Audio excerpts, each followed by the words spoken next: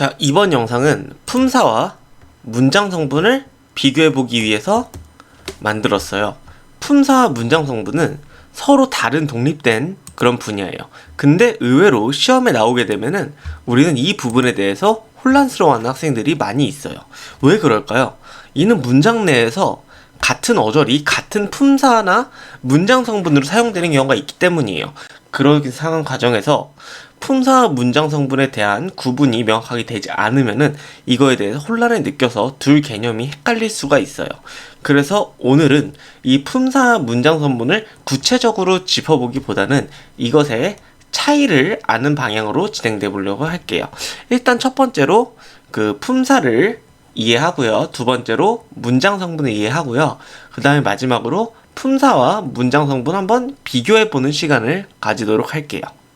자, 근데 어떻게 보면은 아까 선생님이 이야기했듯이 품사와 문장 성분은 차이가 있어요. 근데 왜 우리는 혼란스러움을 느낄까요? 이거는 같은 그 어절이 문장 내에서 어떤 거는 품사가 되기도 하고 어떤 거는 문장 성분이 되기도 해요. 근데 우리가 생각을 해보면은 문장 성분이라고 해도 주어랑 또 이거에 있는 품사인 명사를 헷갈리는 경우가 거의 없어요. 우리가 명사를 보고 주어라고 하지 않고 주어를 보고 명사라고 하잖아요. 그런데 우리가 많이 헷갈리는 게 그거죠. 부사어나 관용어를 이것과 비슷한 부사나 관형사랑 헷갈립니다. 이거의 근본적인 이유는 무엇일까요? 일단 이 근본적인 원인은 어휘가 유사하기 때문이에요. 그러니까 우리가 이 품사와 문장 성분이 다르다는 사실을 알지 못하면은 이 어휘가 유사하기 때문에 우리는 혼란을 느끼게 됩니다. 그러니까 이제 각각을 명확하게 구분하면은 우리는 이거에 대한 혼란을 줄일 수가 있어요. 자, 그러면 품사에 대한 이해인데요. 자, 품사는 기본적으로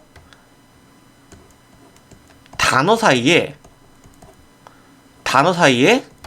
나타나는 공통적인 의미예요. 근데 우린 여기서 이렇게 궁금할 수가 있어요. 선생님, 그럼 의미가 뭐예요? 이거 의미, 걷다는 걷는 거고 예쁜 건 예쁜 건데 그런 뜻이냐고 물어볼 수 있어요. 근데 여기서 말하는 의미는 다른 거예요.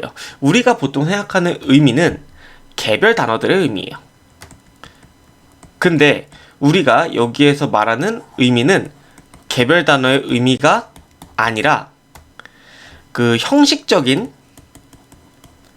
의미를 이야기합니다. 형식적인 의미를 기본으로 우리가 명사, 대명사, 수사, 관형사, 부사, 조사, 감탄사, 그리고 동사와 형용사로 우리는 총 나눌 수가 있어요. 근데 이 디테일한 내용은 이 표에 같은 내용인데요. 우리가 품사를 볼 때 뭐 형태가 변하는지 안 변하는지, 그리고 기능이 어떤 기능을 하는지, 그리고 이것이 어떤 의미를 지니고 있는지, 예를 들어서 그 명사를 이름을 나타내는 것을 명사라고 하고 이름을 대신해서 나타내는 걸 대명사라고 하고 이런 내용이 있는데요. 이런 내용은 한번 여러분들이 화면을 멈추고 잠시 읽어주세요. 근데 이 내용은 외우려고 하면 안 돼요. 그냥 자연스럽게 대충 이런 흐름으로 9개의 품사가 나눠지는구나. 그러니까 품사는 각 단어의 의미를 나타내는구나 라는 것만 알면 됩니다. 우리의 오늘 이번 영상 목적은 품사를 구체적으로 알고 문장 성분을 구체적으로 아는 게 아니라 둘 사이의 차이점을 구별하는 것이기 때문에 대충 이런 내용이 있는 것으로 알고 넘어가면 됩니다. 자세한 내용은 선생님이 다른 영상들을 통해서 계속 앞으로 여러분들에게 이야기를 해줄 거예요. 자, 그러면 이와 달리 문장 성분은 어떤 특징이 있을까요? 일단 문장 성분은 말 그대로 문장의 성분이에요. 그럼 문장의 성분이 뭐냐? 문장에서 사용되는 우리가 주어, 목적어, 서술어, 보어 같은 내용인데요. 이 문장의 성분은 크게 세 가지로 나눌 수가 있어요. 첫 번째로 주성분이에요. 근데 주성분은 우리가 문장에서 빠지면 안 되는 얘기예요. 우리가 말할 때는 물론 주어가 빠질 수 있고 목적어가 빠질 수 있지만 글로 쓸 때는, 즉 전혀 모르는 사람에게 내용을 전하는 글을 쓸 때는 주어나 목적어나 보어나 서술어가 있어야 돼요. 문장에 필수적으로 있어야 되는 요소를 주성분, 그리고 이 주성분을 수식해주는 성분을 부속 성분이라고 하는데요. 이거에서 우리가 헷갈리는 관형어와 부사어가 여기서 나와요. 그리고 이거 외에도 독립적으로 사용되는 독립성분이 있습니다. 이거를 우리가 독립어라고 해요. 이 문장 성분의 내용도 선생님이 나중에 영상을 통해서 설명할 거니까 오늘은 간단하게 문장 성분이 이렇게만 있다만 알고 있으면 됩니다. 자, 그러면은 이제 이 품사와 문장 성분을 본격적으로 비교를 한번 해볼게요. 우리 오늘 목표가 차이를 아는 거였잖아요. 그러니까 이제 본격적으로 비교를 해보도록 할게요. 자, 신입생들은 새 교복을 입었다라는 문장을 선생님이 만들었어요. 여기서 품사는 신입생들은 새 교복을 입었다예요. 자, 신입생들의 품사는 뭐 명사고, 은은 조사고, 새는 관형사고, 교복도 명사고, 을은 조사고, 입었다는 동사잖아요. 근데 여기에서 각 품사별로 보면은 선생님이 이 그은 이유가 나와요. 왜냐하면 품사는 문장을 통해 보는 게 아니에요. 우리가 보통 문장 성분을 이야기할 때 밑에와 같이 신입생들은 주어, 새 교복을 목적어, 입었다 서술어라고 하고, 이 새 같은 경우를 목적어를 꾸며주는 관형어라고 하는데요. 이렇게 문장 성분은 말 그대로 문장에 있는 것처럼 문장에 있는 내용을 기반으로 파악을 해야 되는 겁니다. 하지만 품사는 선생님이 이렇게 그어놓던 것 같이 이 각각의 단어 혹은 그 속에 있는 성분을 개별적으로 봐야 되는 겁니다.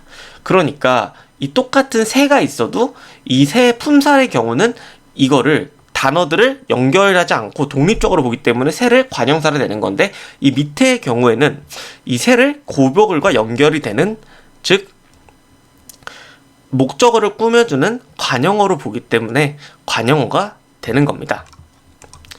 자, 우리가 이렇게 쉽게 품사와 문장 성분을 나눠볼 수 있는데요. 우리가 이렇게 헷갈리는 이유는 부사와 부사어, 그리고 또 관형사와 관형어와 같이 그 어휘가 비슷하고, 또 아까 예문에서 봤었던 새와 같이 그것이 어떤 경우는 부사가 되기도 하는데 어떤 경우는 부사어가 되는 경우에 때문에 그래요. 자, 그러면 이 차이를 한번 다시 볼게요. 부사와 부사어, 관형사와 관형어의 경우는 어떤 차이가 있다 그랬죠? 자, 이미 대답을 하고 있는 친구들도 있을 텐데, 이거에 대해서는 첫 번째 나온 부사와 관형사의 경우는 품사 차원이고, 부사어와 관형어는 문장 성분의 차원이에요. 그러니까 이 품사 차원의 경우는 독립적으로 바라보는 겁니다. 그러니까 이 경우는 독립적으로 바라보기 때문에 문장을 고려하지 않아요. 하지만 얘는 문장을 고려해서 파악하는 겁니다. 자, 어떻게 보면 간단한 내용인데, 우리가 품사는 문장을 고려하지 않고 봐야 되고, 문장 성분은 문장을 고려하며 봐야 된다는 사실을 모르면은 이 얘기했던 부사와 부사어, 관형사와 관형어를 헷갈릴 수가 있어요.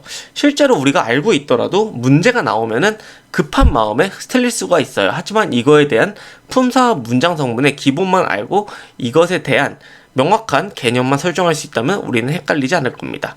즉, 품사와 문장 성분을 구별하기 위해서는 관형사와 부사가 품사의 차원에서 같은 품사들을 독립적으로 수식하고, 관형어와 부사어가 문장 성분의 차원에서 같은 문장 성분을 수식한다는 것만 알면 됩니다.